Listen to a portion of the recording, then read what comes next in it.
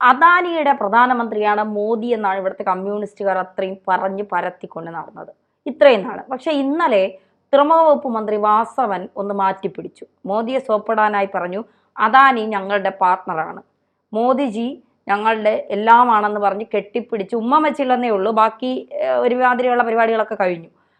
ഇപ്പോൾ വാസവനെ വാരിയിട്ട് അലക്കുകയാണ് ആളുകളും സോഷ്യൽ മീഡിയയും. മുഖ്യമന്ത്രി വാസവനും കൂടി പ്രധാനമന്ത്രിയെ സോപ്പിടാൻ വേണ്ടി അദാനിയെ പൊക്കിപ്പിടിച്ചു, നാണമില്ലേ എന്നാണ് ചോദിക്കുന്നത്. സത്യത്തിൽ ഈ ഇടതുപക്ഷക്കാർക്ക് എന്താണ് പറ്റിയത്? ഇടതുപക്ഷ രാഷ്ട്രീയത്തിൻ്റെ പ്രത്യയശാസ്ത്ര ധാരകളെല്ലാം ഏതാണ്ട് ഒഴുകിപ്പോവുകയും ഇടതുപക്ഷം എന്ന് പറയുന്നത് പേരിൽ മാത്രമുള്ള ഒരു പക്ഷമായി തീരുകയും ചെയ്തു എന്ന് കുറേ കാലമായി കേരളത്തിൽ ഇടതുപക്ഷത്തിനെതിരെ ഉയരുന്ന വിമർശനമാണ്. ആ വിമർശനത്തെ പ്രതിരോധിക്കേണ്ട കാര്യം പോലുമില്ല എന്ന് കരുതുന്നവരാണ് ഇപ്പോൾ CPMൻ്റെ നേതൃനിരകളിലുള്ളത് എന്നത് വളരെ സ്പഷ്ടമാണ്. അതിനേറ്റവും നല്ല ഉദാഹരണമാണ് വാസവൻ മന്ത്രി എന്നാണ് നമ്മൾ മനസ്സിലാക്കേണ്ടത്.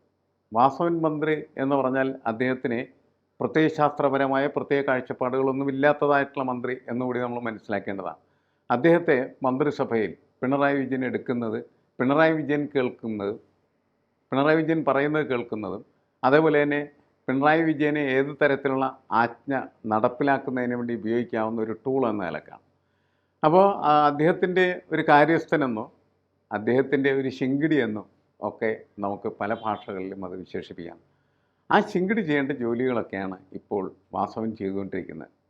നമുക്കറിയാം, വിഴിഞ്ഞം അന്താരാഷ്ട്ര തുറമുഖത്തിൻ്റെ ഉദ്ഘാടന വേദി എന്ന് പറയുന്നത് പലതരത്തിലും പല പ്രത്യേകതകളും കൊണ്ട് ആളുകളുടെ മുമ്പിൽ ശ്രദ്ധയുള്ള ഒന്നായി മാറിത്തീർന്നത്. ഒന്ന്, വിഴിഞ്ഞം എന്ന് പറയുന്നത് കേരളത്തിൻ്റെ അതിൻ്റെ പൊതു സ്വഭാവത്തെ മാറ്റി തീർക്കും എന്നാണ് എല്ലാവരും ഇപ്പോഴും പറഞ്ഞുകൊണ്ടിരിക്കുന്ന ഒരു കാര്യം. കാരണം അത് വരുന്നതിൻ്റെ ഫലമായിട്ട് നമ്മളുടെ വികസന പാതകൾ വികസിക്കുന്നു, ഒരുപാട് സാധ്യതകൾ അതിനെക്കുറിച്ച് പറയുന്നുണ്ട്. ആ സാധ്യതകളിലേക്കൊക്കെ പോകണമെന്ന് വെച്ചാൽ കേരളം എന്ന് പറഞ്ഞിട്ടുണ്ടെങ്കിൽ കുറേ നാളുകൾ കഴിയുന്ന സമയത്ത് ഇന്ത്യയിൽ തന്നെ ഏറ്റവും പ്രമുഖമായിട്ടുള്ള സാമ്പത്തികമായിട്ട് ഉയർന്ന ഒരു സംസ്ഥാനമായിട്ട് മാറാം. അവരുടെ കണക്കുകളൊക്കെ പറയുമ്പോൾ അങ്ങനെയാണ് നമ്മൾ. അതാണ് ഒരു വശം. രണ്ടാമത്തെ വശം എന്ന് പറയുന്നത് ഇങ്ങനെയുള്ള, ഇതിപ്പോൾ വലിയ നേട്ടമാണെന്ന് എല്ലാവരും പറയുമ്പോൾ ഈ നേട്ടം ആരുടേത്? അപ്പോൾ UDF പറയുന്നത് ഞങ്ങളുടേത്, LDF പറയും അവരുടേത്, BJP പറയും അവരുടേത്. ഇങ്ങനെ എല്ലാവരും നേട്ടത്തിന് വേണ്ടിയിട്ട് വലിയ രീതിയിൽ പരസ്പരം മത്സരിച്ച് ജനങ്ങളുടെ മുമ്പിൽ നാണം കെടുന്ന കാഴ്ച കൂടി നമ്മൾ കാണുന്നുണ്ട്. അതിനൊപ്പമാണ് ഈ വാസവൻ മന്ത്രിയുടെ പ്രസ്താവന, അദാനി ഞങ്ങളുടെ പാർട്ട്ണറാണ്. അദാനി ഞങ്ങളുടെ പാർട്ട്ണറാണ് എന്ന് പറഞ്ഞാൽ അദാനി എന്ന് പറഞ്ഞ ഒരു പ്രതീകമാണ്, ഒരു വ്യക്തി എന്നതിനേക്കാൾ ഉപരിയായിട്ട് ഇന്ത്യയിലെ ബഹിരാഷ്ട്ര കുത്തകയുടെ ഒരു പ്രമുഖ കേന്ദ്രമാണ് യഥാർത്ഥത്തിൽ അദാനി എന്ന് നമുക്കറിയാം. അദാനിക്ക് എങ്ങനെ ഇത്രമാത്രം സ്വത്തുണ്ടായി എന്ന് ചോദിച്ചു കഴിഞ്ഞിട്ടുണ്ടെങ്കിൽ അത് സാധാരണ രീതിയിൽ ഇടതുപക്ഷക്കാർ വിശേഷിപ്പിക്കുന്നത് എങ്ങനെയാണെന്ന് വെച്ചാൽ അത് ക്രോണിക് ക്യാപിറ്റലിസത്തിൻ്റെ ഫലമായി ഡെവലപ്പ് ചെയ്തിരിക്കുന്ന ഒരു ആസ്തിയാണ് എന്നുള്ളതാണ്. ക്രോണിക് ക്യാപിറ്റലിസം എന്ന് പറഞ്ഞാൽ ചങ്ങാത്ത മുതലാളിത്തം എന്ന് വിശേഷിപ്പിക്കപ്പെടുന്നതായിട്ടുള്ള അല്ലെങ്കിൽ പ്രയോഗിക്കപ്പെടുന്നതായിട്ടുള്ള കാര്യമാണ്. ഈ ചങ്ങാത്ത മുതലാളിത്തത്തിൻ്റെ പ്രത്യേകത എന്താണെന്ന് വെച്ചാൽ മുതലാളി അതാത് സ്ഥലത്തെ സർക്കാരുകളുമായിട്ട് ഉണ്ടാക്കുന്ന ബന്ധത്തിൻ്റെ അടിസ്ഥാനത്തിൽ സർക്കാരിൻ്റെ സമ്പത്തിൻ്റെ ഒരു നല്ല ഭാഗം എന്ന് പറയുന്നത് ഈ മുതലാളിയുടെ കയ്യിൽ എത്തിച്ചേരുന്ന ഒരു പുതിയ തരത്തിലുള്ള പ്രതിഭാസമാണ്. കാരണം ഗവൺമെൻറ് സമ്പത്ത് സ്വകാര്യ മുതലാളിമാരുടെ കൈകളിലേക്ക് പോകുന്നത് എങ്ങനെ എന്ന് ചോദിച്ചാൽ രാഷ്ട്രീയമായിട്ടുള്ള ഇടപെടലുകളുടെ ഭാഗമായിട്ടാണ്. അങ്ങനെയാണ് ഇടതുപക്ഷം എന്ന് പറഞ്ഞാൽ ഈ ഇടതുപക്ഷം എന്ന് പറയുന്ന പണ്ടുണ്ടായിരുന്ന ഇടതുപക്ഷം പറഞ്ഞുകൊണ്ടിരുന്നത് അദാനി എന്ന് പറയുന്നത് അദാനിനെയും അംബാനിനെയും അപ്പുറത്ത് ഇപ്പുറത്തും ഇരുത്തി സഞ്ചരിക്കുന്നതായ ഒരു ഭരണാധികാരിയാണ് മോദി എന്നത് കുറേ കാലത്തെ നമ്മുടെ കേരളത്തിലെയും അതുപോലെ ഇന്ത്യയിലെയും പ്രമുഖമായിട്ടുള്ള രാഷ്ട്രീയ ചർച്ചയായിരുന്നുള്ളത് നമുക്കറിയാവുന്നതാണ്. അതൊക്കെ വിട്ട് ഇപ്പോൾ വാസവൻ പറയുന്നത് എന്താണെന്ന് വെച്ച് കഴിഞ്ഞിട്ടുണ്ടെങ്കിൽ അദാനി ഞങ്ങളുടെ ആളാണ്, അദാനിയുടെ സുഹൃത്തായിട്ടുള്ള അതിലെ അദാനിയുടെ ദൈവമായിട്ടുള്ള മോദി എന്ന് പറയുന്നത് ഞങ്ങളുടെയും ദൈവമാണ്. അതെ, ചങ്കാണ്, അദാനി ഞങ്ങളുടെ ചങ്കാണ് എന്ന് പറയുന്ന രീതിയിലേക്ക് അത് മാറുകയാണ് ചെയ്യുന്നത്. ഇത് വ്യക്തമാക്കുന്നത് എന്താണെന്ന് വെച്ചാൽ കേരളത്തിലെ ഇടതുപക്ഷത്തിൻ്റെ അല്ലെങ്കിൽ CPMൻ്റെ മാറിയ മുഖത്തിൻ്റെ, മാറിയ കാഴ്ചപ്പാടിൻ്റെ, മാറിയ പ്രത്യയശാസ്ത്ര രീതികളുടെ പ്രതിഫലനമാണ്. അവർ നേരത്തെ സ്വരൂപിച്ചിരുന്ന അല്ലെങ്കിൽ കൊണ്ടുനടന്നിരുന്നതായിട്ടുള്ള ആശയങ്ങളെല്ലാം അവർ വിട്ടുകളഞ്ഞു. അതൊന്നുമല്ല ഈ കാലത്ത് ആവശ്യം എന്ന് അവർ തന്നെ പറയാനായിട്ട് തുടങ്ങിയിരിക്കുകയാണ് ചെയ്യുന്നത്. ബാക്കിയുള്ളവരൊക്കെ നേരത്തെ പറയുന്നുണ്ട്. BJP പറയുന്നത് ലോകത്തെ ഏറ്റവും കാലഹരണപ്പെട്ടത് എന്താണ് എന്ന് ചോദിച്ചാൽ അവരുടെ താത്വികന്മാർ, സാധാരണ BJPക്കാരല്ല, അവർ പറയും മാർക്സിസമാണ് ലോകത്തെ ഏറ്റവും കാലഹരണപ്പെട്ടത്.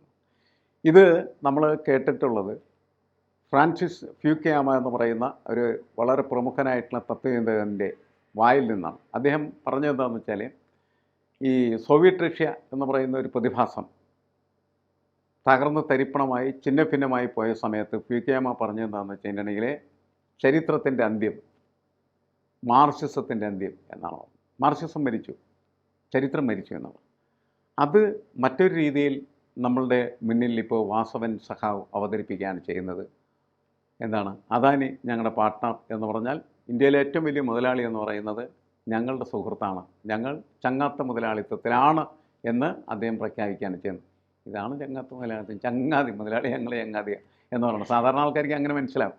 പക്ഷേ അതിന് വളരെ വളരെ ഗൗരവമായി ഇപ്പോൾ ഈ നമ്മൾ വിഴിഞ്ഞം പോർട്ടുമായിട്ട് ബന്ധപ്പെട്ട് അതിൻ്റെ സാമ്പത്തിക കാര്യങ്ങളെല്ലാം പരിശോധിക്കുന്ന സമയത്ത് സർക്കാരിന് കുറേ പണം വരുന്നുണ്ടെന്നൊക്കെ ശരിയാണെങ്കിലും അത്യന്തികമായിട്ട് അവിടെ വിജയിക്കുന്ന ആരാണ്? അദാനിയാണ്. കാരണം ഈ പോർട്ട് മൊത്തമായിട്ട് ആരുടേതായി മാറി, അദാനിയുടേതായിട്ട് മാറിത്തീരുന്നുണ്ട്. ഇതിവിടെ മാത്രമല്ല, ഒരുപാട് ഇടങ്ങളിൽ അങ്ങനെ പുതിയ കാലത്തെ മുതലാളിമാരെന്ത് ചെയ്യുന്നുണ്ട്, സമ്പത്ത് സ്വന്തമാക്കിയത് അവരുടേതാക്കി മാറ്റി പോകുന്ന രീതിയാണ്. അതിൽ മുഴുവൻ അവർക്കാണ് ഗുണം എന്ന് ചോദിച്ചാൽ അവർക്ക് ഗുണമുണ്ട്, അതോടൊപ്പം തന്നെ ചിലപ്പോൾ സമൂഹത്തിനും ഗുണമുണ്ടാകാം. കാരണം ഈ പോർട്ട് മറ്റാളുകൾക്ക് അതങ്ങനെ നിർമ്മിച്ച് മുന്നോട്ട് വെക്കാൻ. ഇപ്പോൾ കേരളത്തിൻ്റെ ഒരു പ്രത്യേകത എന്താണെന്ന് വെച്ചാൽ ഇതിനകത്ത് സർക്കാരിൻ്റെ പങ്ക് വളരെ കൂടുതലാണ്. ഏതാണ്ട് 5500-ലധികം കോടി രൂപ എന്ന് പറയുന്നത് സർക്കാർ തന്നെ നിക്ഷേപിക്കുകയാണ് ചെയ്യുന്നത്. അദാനി അതിനകത്ത് 2500 കോടി രൂപയാണ് നിക്ഷേപിക്കുന്നുള്ളൂ. പക്ഷേ ഇനിയും വരാൻ പോകുന്നുണ്ട്. രണ്ടാം ഘട്ടം വരും സമയത്ത് 9000 കോടി രൂപ അതിൻ്റെ അകത്ത് വരും. ഇങ്ങനെ പോകുന്നുണ്ട്. ഇങ്ങനെ പോയാൽ പോലും കുറേ കാലത്തേക്ക് ഇതിൻ്റെ ലാഭം എടുക്കുന്ന ആര് തന്നെയാണ്? അദാനി തന്നെയാണ്. 15 വർഷത്തിന് ശേഷം മാത്രമാണ് സർക്കാരിന് ഈ ലാഭം വരാനായിട്ടുള്ള സാധ്യതകൾ. പക്ഷേ സർക്കാരിന് വേറെ രീതിയിൽ വരുമാനം ലഭിക്കും. നികുതി എന്താണ് വരുമാനമായിട്ടും മറ്റുമൊക്കെ ആയിട്ട് ഒരുപാട് വരുമാനം കിട്ടുമെന്ന് പറഞ്ഞു. പ്രതിവർഷം 400 കോടി രൂപ ലഭ്യമാകാനായിട്ടുള്ള സാധ്യതയുണ്ട്. ഇങ്ങനെയുള്ള വലിയ കണക്കുകളൊക്കെ അവതരിപ്പിച്ച് അതിലേതാണ് മെച്ചം എന്നൊന്നും നമുക്ക് മനസ്സിലാവില്ല. പക്ഷെ ഒരു കാര്യം നമുക്ക് മനസ്സിലായി, എന്താണ്, വാസവനും അദാനിയും എന്താണ് ഇതിനകത്തെ പാർട്ട്നേഴ്സായി മാറിക്കഴിഞ്ഞിരിക്കുകയാണ്. സർക്കാർ നമുക്ക് മനസ്സിലായി, അടുത്ത് കക്കാനും മോട്ടിക്കാനുമുള്ള വഴി കണ്ടെത്തിയിരിക്കുന്നു സർക്കാരുകൾ. മൊത്തം അങ്ങനെയാണ്. ഇപ്പോൾ പുതിയ കാലത്തിൻ്റെ ഒരു രീതിയാണ്.